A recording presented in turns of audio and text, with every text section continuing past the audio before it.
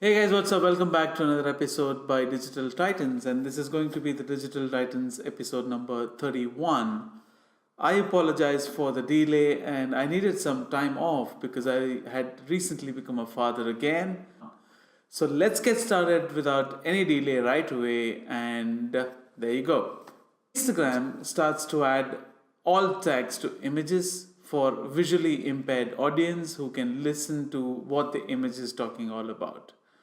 Now, it is only available to the audience in the US as of now, but once you start getting onto Instagram, start uploading a picture, hit up on the three dots that you see, and you will see an option to add alt tags under advanced settings. So do that right away, start adding those alt tags that will give you some context to the images that you're adding on your Instagram posts.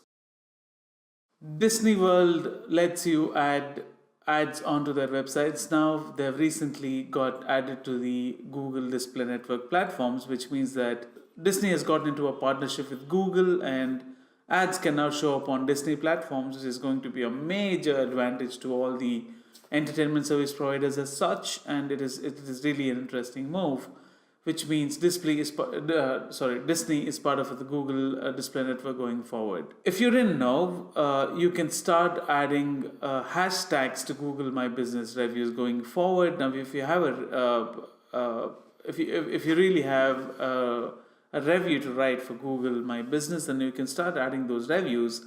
Remember, you can add hashtags from the next time, and you can add up to 5 hashtags. Now, YouTube, ladies and gentlemen, has finally started catching up with the other service providers like Instagram and all the other social media platforms, where you can start adding stories. Now, you can start adding stories to your YouTube audiences if you have more than 10,000 followers, and the stories on YouTube really look cool. So you could go ahead and add stories. If you run a YouTube channel with a little over 10,000 subscribers, start adding those stories right away. The YouTube credits is going to be gone from 2019, and you will no longer be able to add YouTube credits. Instead, what you could do is you could start adding credits in your YouTube descriptions. Though the reason for removing these credits at this point in time is very unclear, but you could start crediting those contributors or any other agency that you have been coordinating with in your YouTube description when you write description or you make the description for the video. That's where you can go ahead and start giving credit for all the collaborators and anything of that sort. Now, if Google Ads let you count the conversions from location extensions, now if you receive a phone call or a chat conversation as a part of Google Ads, now you could start tracking those conversions. They would either be phone calls, which you can track through phone through rate, which is available through a metric called PTR in your Google Ads console or the dashboard. Start adding that as a column to track if you're really into tracking calls through location extensions or chat through rate through Google Ads. There were certain queries, there were certain search queries on Google that would not show any search queries apart from what you had asked for. Let's say I'm looking at time in India at this moment. It would just display what you had asked for rather than showing you other search results along with that. Now, that was reported in some situations for certain users in the US. Very soon it's going to be the case with all the advertisers. Now, let's say if you want to understand what is 113 times 369, there's no way Google will show results apart from what you had asked for in this context. So expect some direct interaction or expect some to the point interaction with Google when you ask them a specific query. Now, apart from that, there were certain situations when Google Home or Google Voice responded in certain way when you really had asked them with a please. Now, this please, using this please, doing a voice search on Google is called as the pretty please feature. Now, when you say, Google, could you tell me what's the time in India, please? Now, if Google Home is responding to you or is going to respond to you in a way saying thank you for being so courteous, and they're just going to give you the result anyway, but they're planning to show different results. when you include the word please and when you start being polite to the system. If you're an e-commerce seller trying to sell products through Google Shopping ads, now you have a functionality where you could include your products on sale, or you could or you have the ability to include your promotions in Google Shopping ads.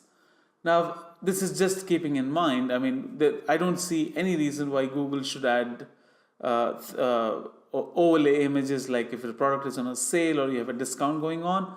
There's no way for Google not to show you these things in your Google Shopping ads. Now, that's exactly what you could go ahead and expect while running ads on the Google Shopping platform. Alright, ladies and gentlemen, YouTube Originals is really going to be free for certain set of users going forward. Now, expect to see YouTube Originals to access YouTube Originals for absolutely free in certain geographical locations. So let's wait and watch and enjoy YouTube Originals while you can. Facebook is adding a lot of shows to its Facebook Watch platform. There were old classics which were being included as a part of the Facebook Watch. Now that's really going to be a very cool move. Facebook has been aggressively asking people to install Bonfire, and they have been luring users to install Bonfire, and they would be eligible to get certain credits. So Facebook Bonfire is really making real desperate attempts to ask people to install this app. LinkedIn to add new content suggestions for pages. Now, when you run content on your pages, they're really going to give you some content suggestions. I'm going to include a screenshot of what has been observed in some of the accounts so you get an idea. So LinkedIn company pages, and if you really are somebody who is adding content onto these pages, expect some suggestions from LinkedIn when it comes to adding your content. Now, LinkedIn is also introducing you to share the content that you post through certain groups, and it's giving you sharing capabilities when you add content onto your LinkedIn posts. So it's like you don't have to do it on your profile, you don't have to go back to your groups, post it again, you don't have to go to your page, post it again. But this is going to be something where you could share LinkedIn posts, and they're giving you sharing options going forward, which is going to reduce your effort to distributing content on LinkedIn. Alright, so YouTube Music is going to get EQ settings with about 12 different kinds of presets that you could set to and listen to music, and that's something new as far as YouTube is concerned. Facebook, in desperate efforts to try to contribute to e-commerce sellers, are giving you a live feature that you could run and showcase your products on Facebook Live. And this is exclusively for helpful for people who are into e-commerce, where you could showcase your products when it comes to e-commerce. And you could start using Facebook as a platform and do a live video if you really want to showcase your products. So that's about it for the episode number 31. Thank you so much for understanding the reason for my absence, and I hope you really would stay tuned and get as many updates as possible as far as what's happening in digital marketing world on a daily basis. My name is Casey, signing off from Digital Titans. So stay tuned for the episode number 32. Cheers, guys. Have fun. See you again.